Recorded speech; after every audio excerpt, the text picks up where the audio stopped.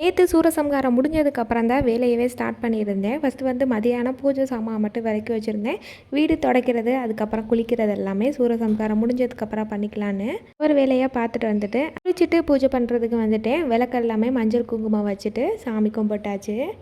அதை வந்து எதுவும் பண்ணலை, பொட்டுக்கடலை சக்கரை மட்டும் வச்சுட்டு சாமி கும்பிட்டுட்டேன். ரிலேட்டிவ் சைடில் வந்து ஃபஸ்ட்டு பர்த்டேக்கு இன்வைட் பண்ணியிருந்தாங்க. ஸோ அதுக்குமே சேர்த்தே ரெடி ஆயாச்சு. சாமி கும்பிட்டு முடித்தோன்னா ஒரு 6:30 மணி இருக்கும். அப்படியே ரெடியாகி கிளம்பிட்டோம். ரொம்ப நாளுக்கு அப்புறம் ஃபங்க்ஷன் ஆனால் அட்டன் பண்ணுற மாதிரி இருந்துச்சு. ரீசெண்டாக எந்த ஒரு ஃபங்க்ஷனுக்குமே போகிறதில்ல. உள்ளூரில் பக்கத்தில் இருக்கிறனால இதுக்குமே கிளம்பியிருந்தேன்.